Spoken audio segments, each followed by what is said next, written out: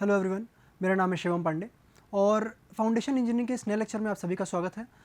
आज का जो टॉपिक है वो है शैलो फाउंडेशन, जिसको हमने लास्ट क्लास में स्टार्ट किया था और हमने कुछ चीज़ों के बारे में बात किया था, जैसा कि आपको याद रहा होगा कि जो डिज़ाइन के बेसिक क्राइटेरियाज़ होते हैं शैलो फाउंडेशन के, उसके बारे में बात करी थी। किस तरीके के फाउंडेशंस होते हैं उसके बारे में थोड़ी सी बात करी थी। और आज हम बात करेंगे जो 3 बेसिक क्राइटेरिया हैं, तो आज की क्लास हम उसी से स्टार्ट करते हैं। So let us begin now. General requirement of foundation से तो हमने 3 बेसिक क्राइटेरिया की बात करी थी। क्या क्या? एक था पहला location and depth, then we talked about this shear failure या बेयरिंग कैपेसिटी, और तीसरा होता है आपका सेटलमेंट। तो 3 अलग अलग क्राइटेरियाज़ हैं और इन तीनों क्राइटेरिया को सेटिस्फाई करना बहुत ही इंपॉर्टेंट है।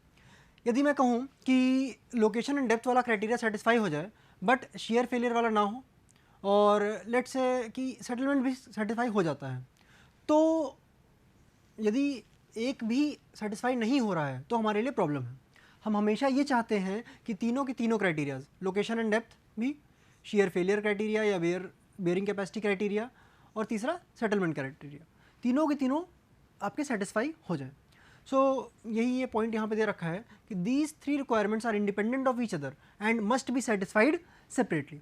बिकॉज यदि मैं कहूँ कि बेयरिंग कैपेसिटी वाला क्राइटेरिया जो है वो सेटिस्फाई हो जाए बट सेटलमेंट वाला ना हो, मतलब क्या हुआ कि बेयरिंग कैपेसिटी लेट से कुछ 100 किलो न्यूटन पर मीटर स्क्वायर हो, ऑलराइट, वो तो सेटिस्फाई हो रही है, लोड उससे कम आ रहा है।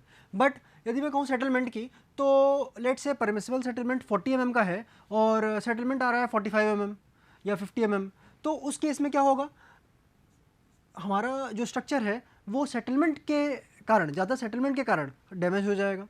तो इसीलिए हम हमेशा देखते हैं कि क्या तीनों क्राइटेरिया हमारे फुलफिल हो रहे हैं कि नहीं फुलफिल हो रहे हैं। तो हम आगे और बात करेंगे कि शेयर फेलियर या बेयरिंग कैपेसिटी क्या होती है। सेटलमेंट के बारे में हमने कुछ बातें करी थी जो टेक्निकल इंजीनियरिंग में, यहाँ पे हम कुछ चीज़ें इसका एक्सटेंड करके यहाँ पे देखेंगे कि इसका एप्लीकेशन किस तरीके से यहाँ पे होता है इन टर्म्स ऑफ फाउंडेशन। तो सबसे पहला देखिए, location and depth criteria. The foundation must be properly located, बहुत ही जनरल सा क्राइटेरिया है ये। Second thing is, foundation should be at such a depth that its performance is not adversely affected by factors such as this. First one is lateral expansion of the soil from beneath the foundation. Second is freezing and thawing.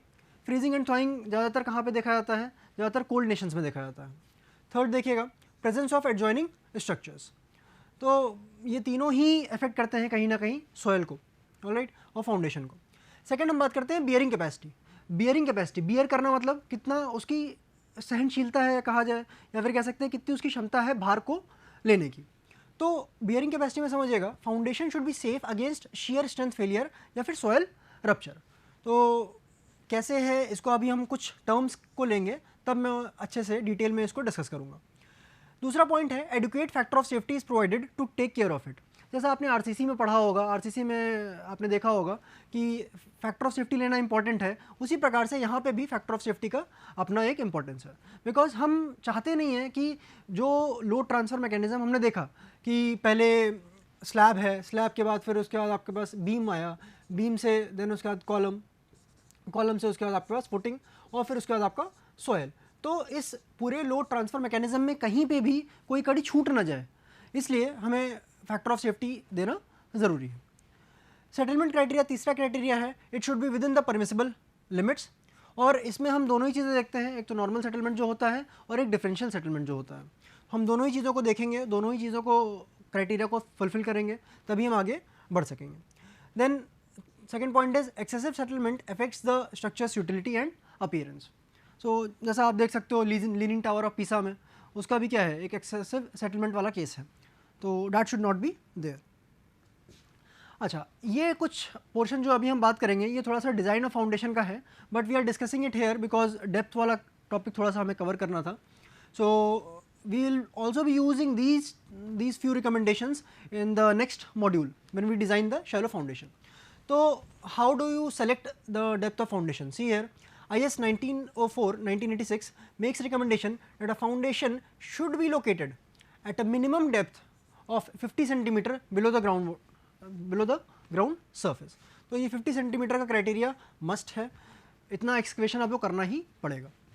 अच्छा, also the foundation must be placed below the zone of volume change, so that should also be taken care of. इसके मैंने दो cases यहाँ पे ले रखे हैं, पहला है ब्लैक कॉटन सॉयल का, दूसरा है फाइन सैंड एंड सिल्ट, वो भी कहाँ पे, जहाँ पे ठंड ज़्यादा हो, एरियाज ऑफ लो टेम्परेचर। तो ब्लैक कॉटन सॉयल की यदि मैं बात करता हूँ तो मोंटमोरेनो-नाइट मिनरल की वजह से क्या होगा, श्रिंकेज और स्वेलिंग होगा। जैसे ही वाटर का हल्का सा भी बदलाव आएगा उसमें तुरंत क्या होगा, सॉइल या तो श्रिंक कर जाएगी या तो स्वेल कर जाएगी ड्यू टू लोअरिंग और the rising of the water table. तो 1.5 से 3.5 मीटर का वेरिएशन आता है जिसको हमें अकोमोडेट करना ही पड़ेगा। So we have to see this and it must, the foundation must be placed below this zone. अच्छा, fine sand and silt in areas of very low temperature, the zone is subjected to heaving, all right. So that zone needs to be determined and the foundation should be placed below it, because जो चीज़ें हो रही हैं हम उसको पहले counter कर लेंगे और उसके बाद ही नीचे अपना फाउंडेशन हम स्थापित करेंगे। अच्छा, कुछ चीज़ें और हैं इसमें। The code here makes the following recommendations. पहले मैं अगर डायग्राम की बात करूँ तो आप ये समझिएगा कि यदि ये बेस है फाउंडेशन का, ओके, फुटिंग का ये बेस है, तो लेट्स से अगर मैं फ्रस्टम की बात कर रहा हूँ तो फ्रस्टम क्या होता है, frustum is something like this. Cone को यदि आप ऊपर से काट दो, है ना, कोन को यदि आप ऊपर से काट देते हैं तो ये वाला पोर्शन क्या होता है, ये फ्रस्टम होता है। तो ऐसा ही कुछ एरिया हम यहाँ पे भी लेके चल रहे हैं, ऑलराइट। ये बेस है आपका और ये कुछ आपका फ्रस्टम सा रहेगा।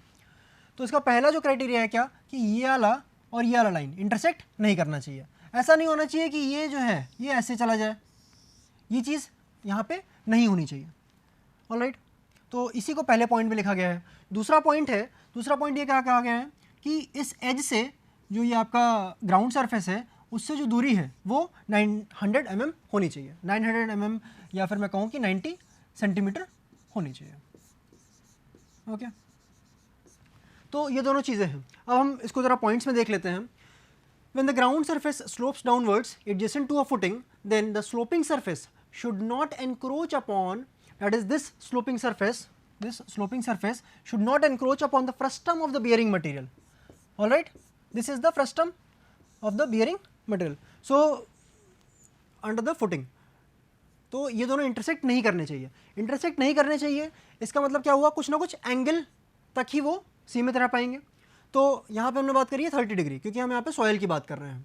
यदि यहाँ पे ये रॉक होता तो हम बात कर रहे होते 60 डिग्रीज़ की। तो ये आपका पहला पॉइंट हो गया। दूसरा पॉइंट, यदि अब आप ये सोचिए कि यदि ये एंगल थोड़ा सा और मान लीजिए इस तरीके का हो जाता, ऑलराइट, इस तरीके का, तो क्या होता, यदि ये एंगल ये होता, then what would have happened, this would have been less than 30 degree, और तब जो है ये इंटरसेक्शन यहाँ पे हो जाता, जो कि हम नहीं चाहते हैं, ऑलराइट। ये आपका पहला पॉइंट हो गया। सेकंड पॉइंट की बात करते हैं, the horizontal distance from the lower edge of the footing, alright, lower edge मतलब ये वाला edge, to the sloping surface shall be at least 60 centimeter for the rock and 90 centimeter for the soil. तो हमने यहाँ पे ये केस ले रखा है जो कि मैंने यहाँ पे बात करी है। ये वाला डिस्टेंस जो होगा that is 900 mm for the case of soil.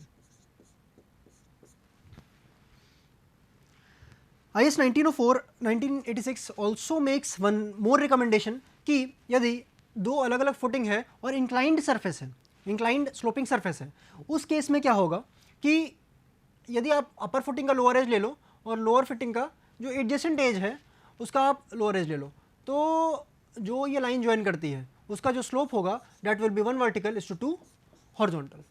तो ये आपको ध्यान रखना होगा यहाँ पे, ओके। इससे ज़्यादा स्टीप नहीं होना चाहिए।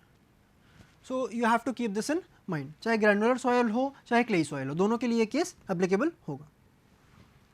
The third thing here, see, to avoid damage to an existing structure, foundation for a new structure at an adjacent site should be as located and as in figure. तो हमने एक बात करी पिछली क्या, कि यदि भाई से डैट पिछला वाला जो था आपका कि इंक्लाइंड सरफेस है ना, और उसके पिछला वाला क्या बात करी हमने कि ग्राउंड सरफेस और जो फुटिंग का फ्रस्टम है वो इंटरसेक्ट नहीं करने चाहिए। अब हम जो तीसरा बात कर रहे हैं ये थोड़ा सा अलग केस है। यहाँ पे हम ओल्ड फुटिंग की बात कर रहे हैं और हम बात कर रहे हैं न्यू फुटिंग की, ऑलराइट। तो ये दोनों चीज़ों की बात कर रहे हैं। तो यहाँ पे आपका देखिए ये रहा आपका ओल्ड फुटिंग, इसका विड्थ है B1, alright.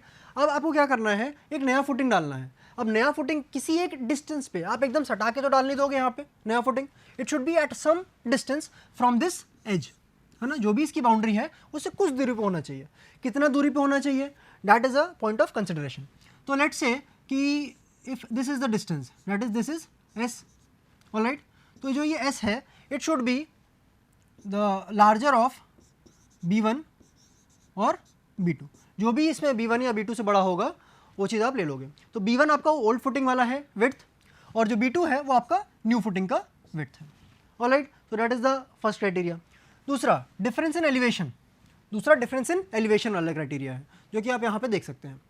The line from the edge of the new footing to the edge of the existing footing should make an angle of 45 degrees और less with the horizontal plane. इसका कहने का मतलब क्या हुआ कि ये जो एंगल यहाँ पे बन रहा है, ऑलराइट, जो नया फुटिंग है, जो एंगल यहाँ पे बन रहा है, alright, this thing here, if this is the footing here,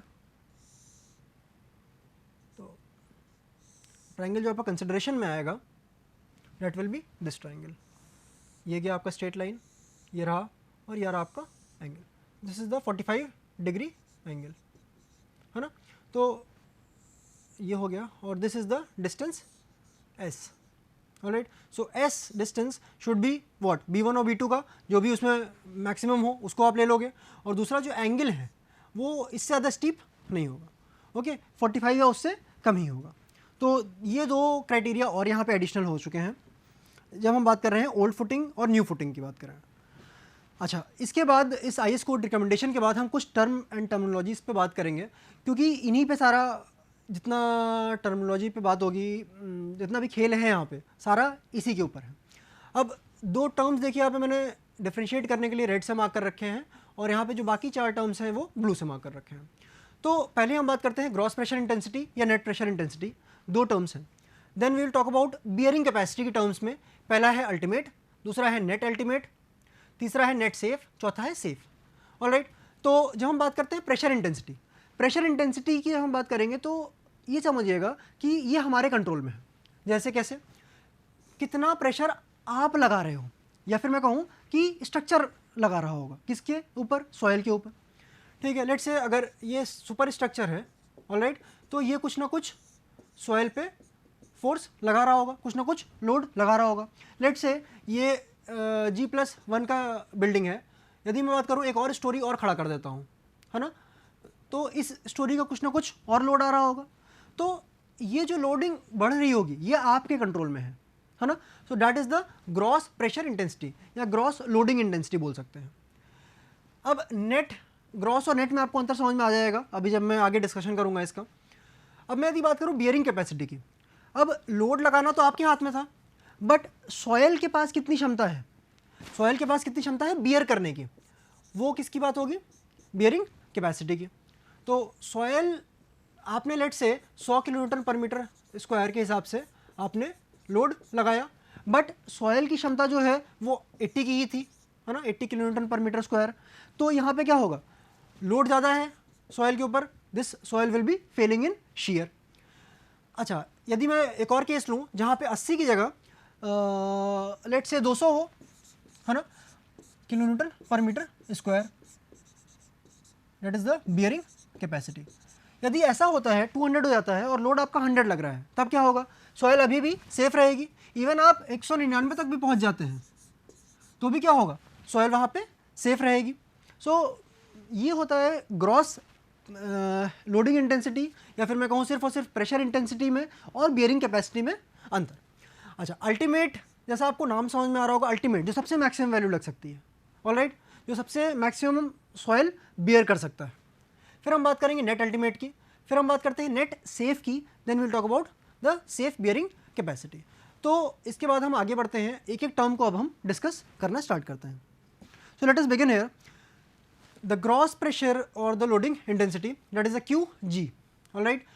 It is the pressure at the base of the footing due to what? Due to three things: weight of the superstructure, self weight of the footing, and then weight of the soil fill over the footing. तीन चीज़ों के कारण हो रहा है। यदि मैं बात करूं कि ये आपका फुटिंग है और मैं ये कहूं कि this is the ground level, और कुछ ना कुछ फोर्स तो यहाँ से आ रहा होगा, लेट से सुपर स्ट्रक्चर का कुछ लोड आ रहा हो, है ना, कुछ इसका सेल्फ वेट होगा फुटिंग का, ओके, ये हो गया आपका सेल्फ वेट हो गया फुटिंग का। और तीसरा चीज़ क्या होगा, जो सॉयल यहाँ पे है, सराउंडिंग सॉयल जो है, ऑलराइट, जो सराउंडिंग सॉयल है उसका भी कुछ ना कुछ वेट आ रहा होगा इस फुटिंग के ऊपर, ये जो बेस है इसके ऊपर, ओके। इसकी जो विड्थ है लेट से बी है, और ये देखिए जो नॉर्मल नेचर मैं यहाँ पे यूज़ कर रहा हूँ यही हर जगह यूज़ होगा कि ये जो डेप्थ है वो इस बेस तक जाएगा, D F depth of the footing, और जो बेस है ये बेस ऑफ द फुटिंग का विड्थ होगा बी, ऑलराइट। तो तीन चीज़ों की हमने बात करी, क्या, एक तो आपका gamma into D F that is the surcharge, that is the overburden pressure, तीन चीज़ों की हमने बात करी। Weight of the super structure that is the Q of, let's say load आ रहा है कुछ भी, क्यू सुपर स्ट्रक्चर का। Self weight of the footing, तो सेल्फ वेट मैंने एस डब्ल्यू बोल दिया अभी। Weight of the soil fill over the footing, अब यहाँ पे समझने की बात है क्या, soil fill over the footing, तो मैं यहाँ पे जब मैं बात कर रहा हूँ क्यू की लेट से, तो गामा इंटू डी एफ, है ना, यूनिट वेट तो गामा हो गया और depth of footing D F, यानी कि मैं फुटिंग की बेस तक की डेप्थ तक सारी बातें करूँगा, ऑलराइट।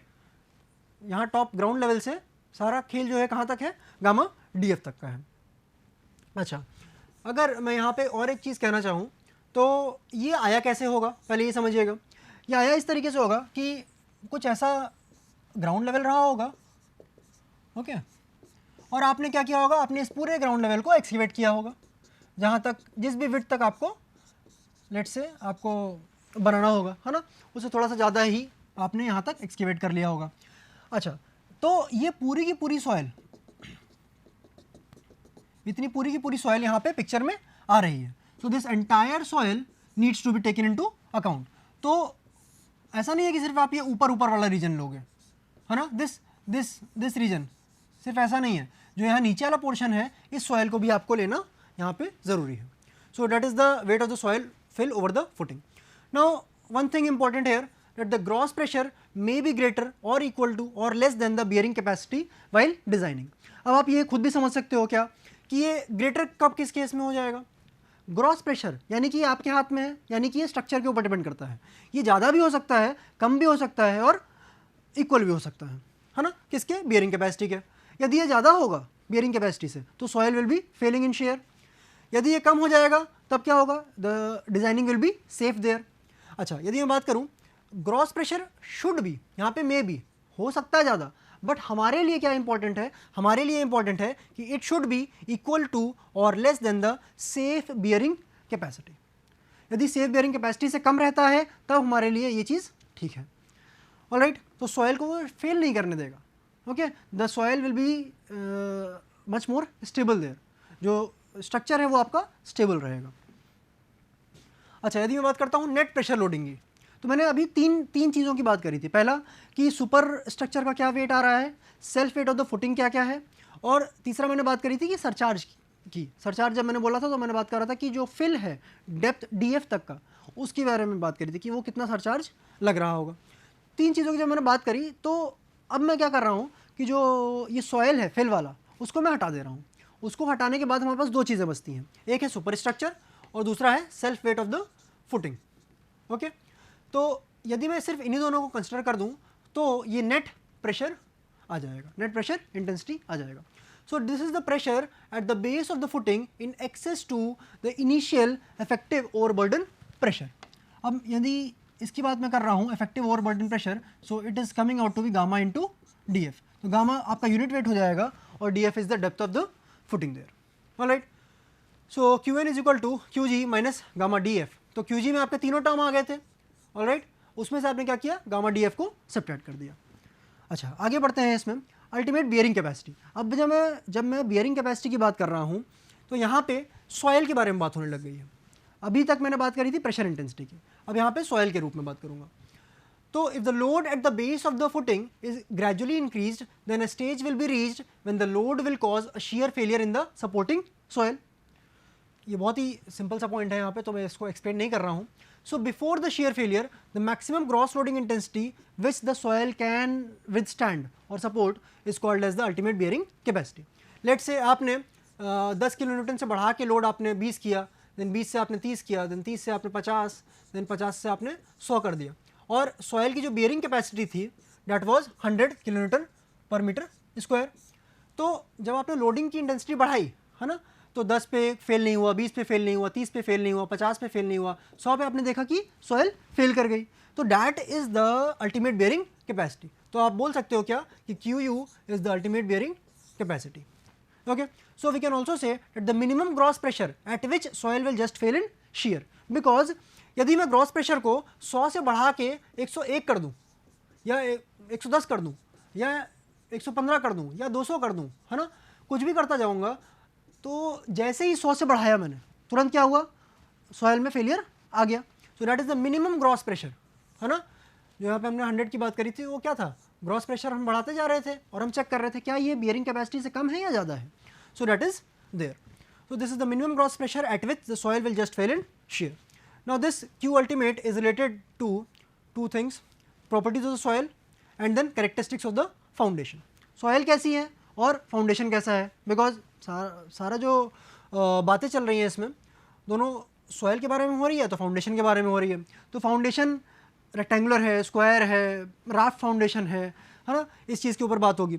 उसका शेप और साइज़ और लोडिंग किस तरीके से है, एसेंट्रिक लोडिंग है या कंसेंट्रिक लोडिंग है, तो इन सब चीज़ों के ऊपर भी यहाँ पे अफेक्ट करता है ये अल्टीमेट बियरिंग कैपेसिटी।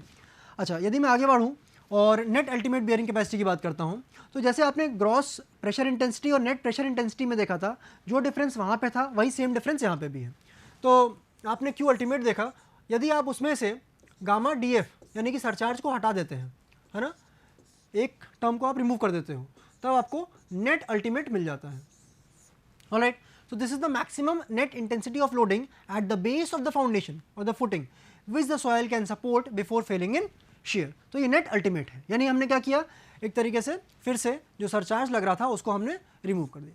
यहाँ पे भी क्या होगा, तीन चीज़ें लग रही होंगी, एक आपका सुपर स्ट्रक्चर का वेट, एक आपका फुटिंग का सेल्फ वेट और तीसरा आपका सरचार्ज। तो हमने यहाँ पे क्या किया, अल्टीमेट वाले से सरचार्ज को रिमूव कर दिया और जो भी हमारा वैल्यू निकल के आता है that is the net ultimate bearing capacity. अब यहाँ पे देखिएगा तीसरा टर्म है net safe bearing capacity. This is the maximum net intensity of loading which the soil can safely support without the risk of shear failure. वैसे आप किसी भी स्ट्रक्चर को जब आप डिज़ाइन करते हो तो आप कुछ ना कुछ फैक्टर ऑफ सेफ्टी देते हो और यही फैक्टर ऑफ सेफ्टी यहाँ पे भी आपके लिए इंपॉर्टेंट है। अच्छा, ये जो फैक्टर ऑफ सेफ्टी है this is generally it is around 3, है ना, 3 से 5 गुना हम लोग यहाँ पे फैक्टर ऑफ सेफ्टी यूजुअली देते हैं। अच्छा, यदि मैं बात करता हूँ तो नेट अल्टीमेट के ऊपर आप फैक्टर ऑफ सेफ्टी लगाते हो। सो this is Q net ultimate bye factor of safety. अच्छा, यदि मैं बात करता हूँ सेफ बियरिंग कैपेसिटी की, अभी हमने बात करी किसकी, नेट सेफ की, अब हम बात कर रहे हैं सेफ बियरिंग कैपेसिटी। तो this is the maximum gross intensity of loading which can be applied at the base without failing in share. Okay, तो यहाँ पे समझिएगा जो नेट सेफ है उसमें आपने क्या किया, गामा डी एफ ऐड कर दिया। नेट सेफ का आपको फॉर्मूला पता था क्या, Q N U divided by factor of safety. अच्छा, हमने यहाँ पे एक टर्म ऐड किया गामा डी एफ। हमने यहाँ पे देखिएगा जो नेट सेफ है उस पर तो हमने फैक्टर ऑफ सेफ्टी अप्लाई किया है, बट जो ये गामा डी एफ है इस पर कोई भी फैक्टर ऑफ सेफ्टी अप्लाई नहीं किया है। यदि मैं कह रहा हूँ कि इस पर फैक्टर ऑफ सेफ्टी अप्लाई नहीं किया है, क्या ज़रूरत है हमें फैक्टर ऑफ सेफ्टी लगाने की, यदि है तो क्यों है, नहीं है तो क्यों नहीं है ना। तो यहाँ पे जब नहीं अप्लाई किया है तो ज़रूरत तो नहीं है। क्यों नहीं है, बिकॉज ये वो सॉयल है जिस पे पहले से ही हिस्टोरिकली अगर हम देखें तो कुछ ना कुछ लोड लगता ही रहा होगा। सो उसके कारण वो उतनी तो कॉम्पैक्ट हो ही चुकी होगी, है ना। सो इसके कारण क्या रहा होगा कि उतनी स्ट्रेंथ उसको पहले ही मिल चुकी होगी। सो इसमें फैक्टर ऑफ सेफ्टी की ज़रूरत नहीं है। Alright, so when you talk about this Q safe, this is given by Q net safe plus gamma D F. यदि आप क्यू अल्टीमेट के रूप में बात करेंगे तो Q U minus gamma D F bye factor of safety plus gamma into D F. So this is the safe bearing capacity. तो ये जो 6 टर्म्स थे हमने इसके बारे में अभी डिस्कशन किया। अब हम बात कर रहे हैं सेटलमेंट क्राइटेरिया की। थोड़ा सा यहाँ पे बात करेंगे सेटलमेंट का पूरा टॉपिक, जैसे ही टर्जागी और डिफरेंट बियरिंग कैपेसिटी थ्योरीज खत्म होंगी उसके बाद हम पूरा डिटेल में डिस्कशन करेंगे। While designing a foundation, it is also necessary to ensure that the settlement is within the permissible limits. सबसे पहले यहाँ पे देखिएगा सेफ बियरिंग कैपेसिटी। अभी तक हमने जो बात करी थी वो किस रूप में बात करी थी कि जो बियरिंग कैपेसिटी है उसके टर्म्स में क्या वो सेफ है। तो यहाँ पे देखिएगा it is the maximum net intensity of loading that can be allowed without exceeding the permissible value of settlement. अभी तक हमने क्या बात करी थी कि जितना बियरिंग कैपेसिटी है उससे ज़्यादा आपका वैल्यू नहीं होना चाहिए, उससे ज़्यादा एक्सीड नहीं करना चाहिए जो भी प्रेशर की आपकी या कहूँ लोडिंग की इंटेंसिटी है ना। यहाँ पे हमने बात करी किसके टर्म्स में, सेटलमेंट के टर्म्स में। ऑलराइट, सेकंड पॉइंट यहाँ पे देखिएगा allowable bearing pressure that is denoted by QA net. अच्छा, अलाउएबल बियरिंग प्रेशर की हम बात कर रहे हैं तो दो चीज़ें समझिएगा क्या कि एक है आपका share failure criteria, soil share में फेल कर जाए। दूसरा क्राइटेरिया की अगर मैं बात करूँ तो दैट इज़ द सेटलमेंट का क्राइटेरिया है ना। तो जो भी है दोनों क्राइटेरिया को आपको पिक्चर में लेने पड़ेंगे। So this is the maximum net intensity of loading that can be imposed on the soil with no possibility. अब नो पॉसिबिलिटी की बात कर रहे हो तो आपको बियरिंग कैपेसिटी या फिर मैं कहूँ कि जो प्रेशर लोडिंग वाला है उसको भी आपको देखना पड़ेगा, और दूसरा आपको क्या देखना पड़ेगा कि सेटलमेंट में ही फेल ना करे। तो ये दोनों चीज़ें आपके लिए ज़रूरी है कि शेयर फेलियर वाला क्राइटेरिया भी सजेस्ट करें और एक्सेसिव सेटलमेंट का क्राइटेरिया भी आपका सेटिस्फाई हो रहा हो। Alright, so it is the smaller of the net safe bearing capacity in terms of shear failure का जो क्राइटेरिया आया, और and also the safe bearing pressure that is the settlement criteria. अच्छा, हम अब यहाँ पे बात करते हैं फैक्टर्स अफेक्टिंग बियरिंग कैपेसिटी की। तो यहाँ पे समझिएगा कुछ फैक्टर्स हैं जो आपको बियरिंग कैपेसिटी को अफेक्ट करेंगे। That is the position of water table.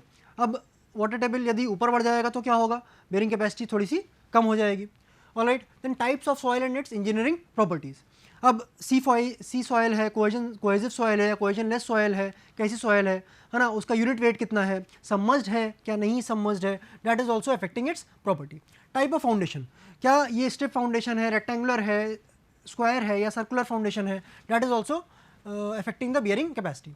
Size of the foundation that also affects the foundation. Alright, कि डेप्थ कितना है उसका, विड्थ कितना है उसका, that also affect the bearing capacity. We talk about the nature of ground surface. ये दो तरीके से हो सकता है, एक तो हॉरिजॉन्टल हो सकता है, एक इंक्लाइंड हो सकता है, दोनों ही तरीके से चेंजेस आ जाएंगे। Nature of loading, load concentric लग रहा है ऑलराइट या फिर एसेंट्रिक लग रहा है। फुटिंग तो आपकी ये है बट लोड यहाँ पे साइड में लग रहा है कि यहाँ पे कंसेंट्रिक लग रहा है ना। दो लोडिंग हो सकती है, कंसेंट्रिक, एक होता है eccentric. Initial stresses on the soil, क्या ये भी मौजूद हैं कि नहीं मौजूद हैं, क्या ये OCC सॉइल है ऑलराइट या फिर नॉर्मली कंसोलिडेटेड सॉइल है। Then modes of shear failure. तो ये सारे फैक्टर्स अफेक्ट करते हैं बियरिंग कैपेसिटी को। इसके बारे में हम डिटेल में आगे डिस्कस करेंगे कि कितने प्रकार के मोड ऑफ शेयर फेलियर होते हैं। Thank you for today.